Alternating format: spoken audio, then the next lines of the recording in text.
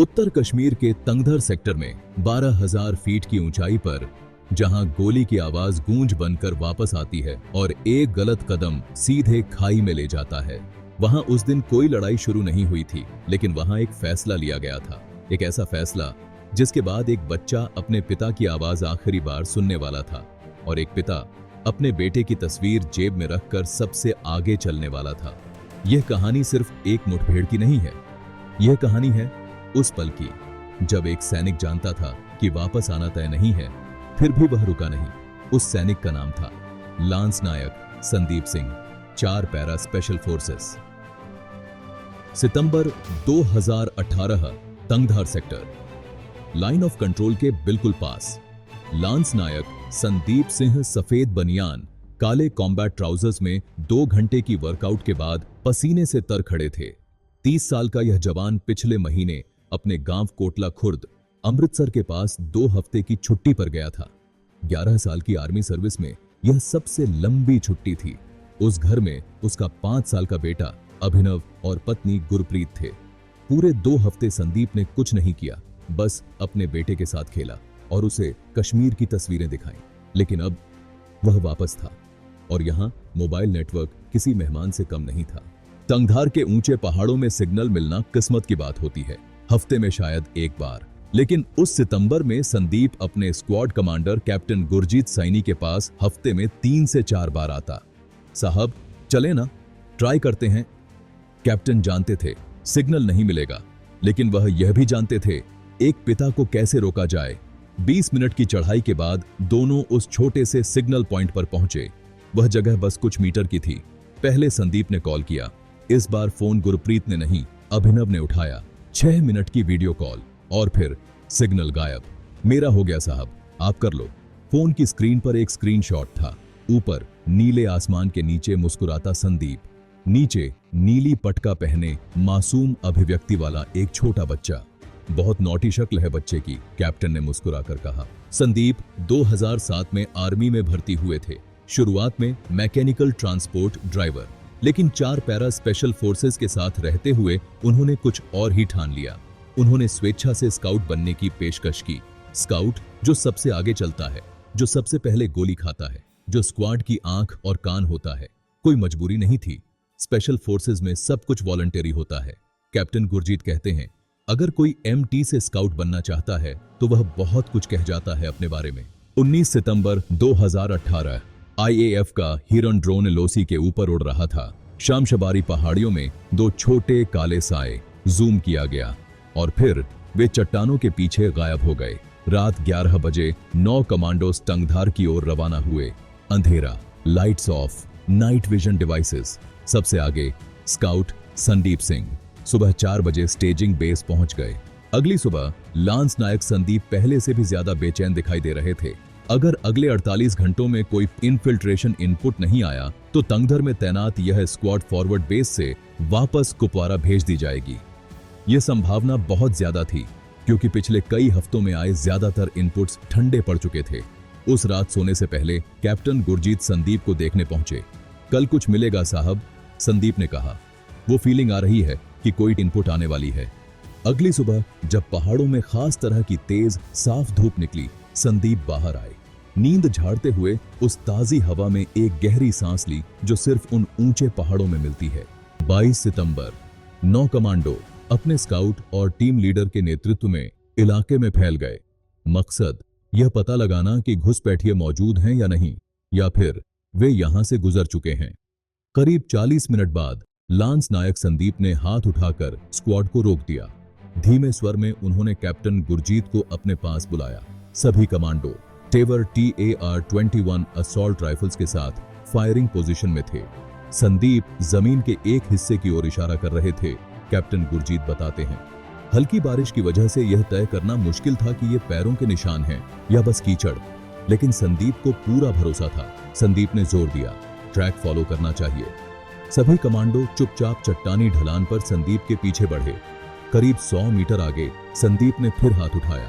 इस बार उन्होंने पीछे मुड़कर देखा, मुस्कुराए और सिर हिलाया। निशान सही थे, कैप्टन गुरजीत याद करते हैं। अब उन्हें फूड रैपर्स, एल्यूमिनियम फॉइल और फल के छिलके मिले। ये कॉन्फर्मेशन थी। घुस बैठिए, यहीं कहीं थे। अब घटनाएं तेजी से आगे बढ़ी। 4 मिनट बाद संदीप ने तीसरी बार स्क्वाड को रोका। इस बार न पैरों के निशान थे न कचरा। बंदा दिख रहा है? कितनी दूर? 20 मीटर। संदीप आगे थे। कैप्टन गुरजीत को सीधा व्यू नहीं मिल रहा था क्योंकि चट्टानों और गड्ढों ने प्राकृतिक कवर बना रखा था। संदीप ने इशारा किया, अभी फायर मत करो।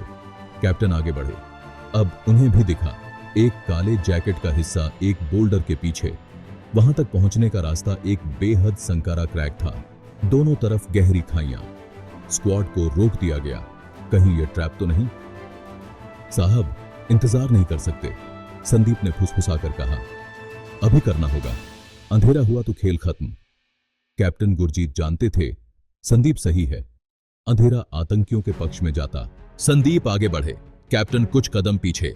आधे रास्ते में AK-47 की बर्स्ट। पहली गोली संदीप के सामने चट्टान पर लगी। काला जैकेट उठ चुका था। संदीप ने तुरंत TAR-21 से 5.56 मिलीमीटर राउंड्स की लंबी बर्स्ट छोड़ी। पहला आतंकी ढेर। अगले ही पल एक ग्रेनेड, धमाका, श्रापनल संदीप के सीने और गर्दन में घुसा। कुछ सेकंड वह निश्चल पड़े रहे, लेकिन दूसरा आतंकी AK-47 से फायर करने लगा। कैप्टन गुरजीत और लांस नायक सुरेंद्र सिंह ने जवाबी फायर किया।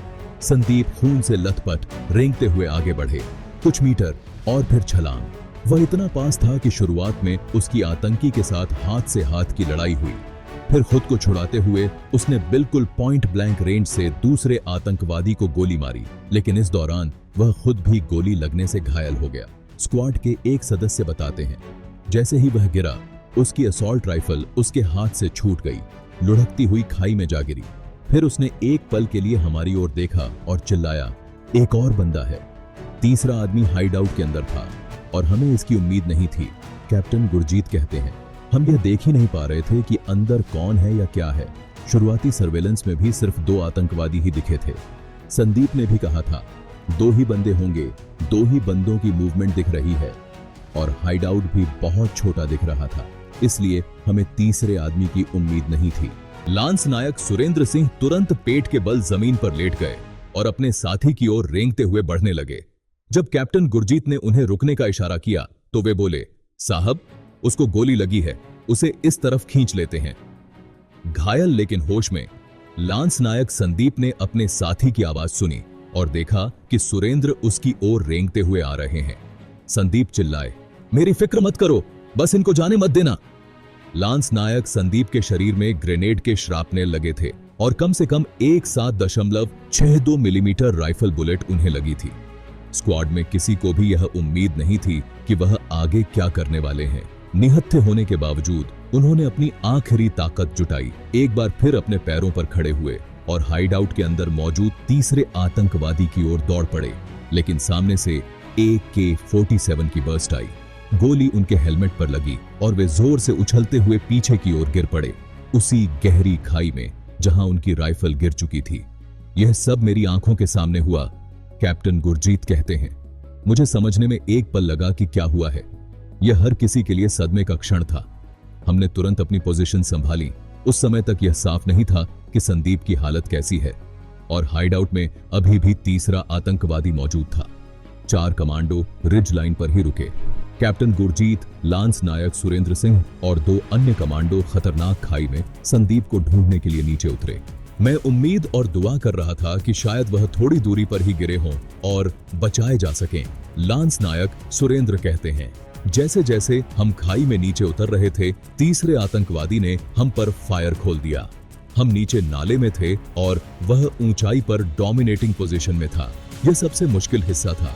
हर बार जब हम संदीप के करीब जाने की कोशिश करते, वह हम पर फायर करता। मुझे याद है, कैप्टन गुरजीत कहते हैं, नीचे उतरते हुए मैं सोच रहा था कि इस तरह के ऑपरेशन में चीजें कितनी तेजी से बदल जाती हैं। एक पल में प्राथमिकता किसी की जान लेने से किसी की जान बचाने पर आ जाती है।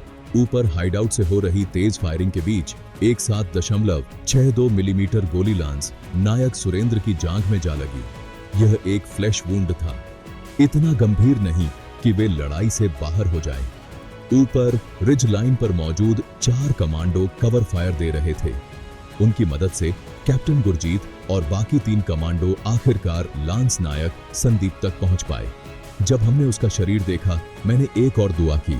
लांस नायक सुरेंद्र कहते हैं, मैंने दुआ की कि वह सिर्फ घायल हो, जो भी हो हम ठीक कर लेंगे। लेकिन संदीप नहीं रहे। कैप्टन गुरजीत कहते हैं, हम उन्हें खो चुके थे। गिरावट बहुत ज्यादा तेज थी, खाई बड़े बड़े पत्थरों से भरी हुई थी। संदीप ग्रेनेड के श्रापनेल, कई गोलियां और 60 मीटर की गिरावट सब झेल चुके थे। हालांकि उन्हें मारने वाला आखिरी कारण वही गिरावट थी। वह अंत तक लड़े। रीइंफोर्समेंट्स के बाद हमने सर्वेलेंस पॉइंट्स बनाए। कैप्टन गुरजीत याद करते हैं, हमें सावधान रहना था कि एक ही जगह ज्यादा देर न रहें, वरना वह हमें किलिंग जोन में ले आता। 4 से ज्यादा स्क्वाड्स उस वीरान पहाड़ पर पूरी रात तैनात रहीं। लांस नायक संदीप की शहादत, जो यूनिट की पहली ऑपरेशनल कैजुअल्टी थी, ने सभी को झकझोर दिया, लेकिन साथ ही सबको यह भी एहसास कराया कि अगर जरा सी भी लापरवाही हुई तो और जवान भी शहीद हो सकते हैं। यह भी आशंका थी कि आतंकवादी ने रेडियो के जरिए अपने और साथी बुला लिए हों, इसलिए कोई जोखिम नहीं लिया जा सकता था। सर्वेलेंस पॉइंट्स ने हाइडआउट के चारों ओर एक चौड़ा लेकिन कसा हुआ जाल बिछा दिया। इस सतर्कता का मतलब यह था कि अगले दिन भी हाइडआउट को क्लियर नहीं किया जा सका। स्काउट्स हाइडआउट के करीब जाते, फिर वापस लौट आते। तीसरा आतंकवादी अंदर मौजूद था, लेकिन फायर नहीं कर रहा था। यह या तो एक ट्रैप हो सकता था या फिर वह घायल होकर अंतिम हमले के लिए ताकत जुटा रहा था। जो भी हो, यूनिट ने फैसला कर लिया था कि ऑपरेशन में अब और कोई जान नहीं जाएगी, चाहे तीसरे आतंकवादी को खत्म करने में कितना भी समय लगे। 24 सितंबर की सुबह टीम कमांडर ने फैसला लिया कि ऑपरेशन को अब और नहीं खींचा जा सकता। एक स्काउट को हाइडआउट में 2 आग लगाने वाली डिवाइसेस फेंकने का आदेश दिया गया। तीसरा आतंकवादी घायल था, लेकिन मरा नहीं था। एक स्क्वाड सदस्य बताते हैं, हमें नहीं पता था कि उसके दिमाग में क्या चल रहा है। वह हाइडआउट से बाहर आया, शायद यह जानते हुए कि उसके पास कोई रास्ता नहीं बचा। उसने टीम कमांडर और उनके स्काउट पर फायर की बर्स्ट चलाई, जो बाल बाल चूक गई। दोनों ने कवर लेते हुए जवाबी फायर किया।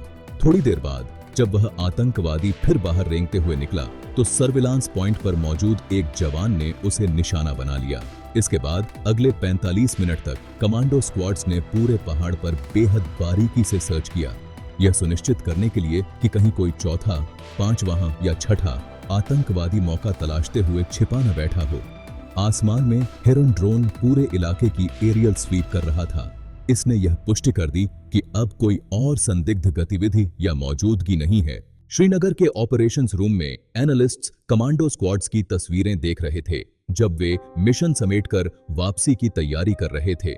सभी 26 जवान खाई में नीचे उतरे ताकि लांस नायक संदीप के पार्थिव शरीर को पहाड़ से नीचे तंगधर स्टेजिंग एरिया तक साथ ला सकें। इसके बाद इंडियन आर्मी का ध्रुव हेलीकॉप्टर वहां पहुंचा। सैनिक का शरीर सीधे हेलीकॉप्टर में रखा गया और श्रीनगर ले जाया गया। 92 बेस हॉस्पिटल श्रीनगर, जहां आधिकारिक तौर पर लांस नायक संदीप को शहीद घोषित किया गया। यहीं से शुरू हुई वे औपचारिकताएं जो हमेशा शब्दों से ज्यादा खामोश होती हैं। यह पहली बार था जब यूनिट ने किसी ऑपरेशन में अपने जवान को खोया। कैप्टन गुरजीत कहते हैं, हमारी यूनिट अब तक इस तरह की त्रासदी से बची हुई थी। यह हर किसी के लिए व्यक्तिगत नुकसान जैसा था। सबको लगा जैसे उन्होंने अपने परिवार का एक सदस्य खो दिया हो। कुपवाड़ा स्थित 4 para special forces unit base में पहले की शोरगुल भरा भाईचारा अब एक शोकपूर्ण लेकिन दृढ़ संकल्प वाली खामोशी में बदल चुका था। संदीप का पार्थिव शरीर गांव पहुंचा। टीवी कैमरे और फिर एक तस्वीर, छोटा अभिनव नीली पटका में अपने पिता को पूरा सल्यूट करता हुआ। संदीप सिंह को 2019 में शौर्य चक्र पोस्टह्यूमस मिला। और गुरप्रीत कहती हैं, वह हमेशा कहते थे, फिट रहो और देश के लिए तैयार रहो। तंगधार की उन पहाड़ियों में शायद आज भी कभी कभी सिग्नल मिल जाता होगा, लेकिन एक कॉल अब कभी नहीं आएगी। प्लीज इस चैनल को लाइक और सब्सक्राइब करें। जय हिंद,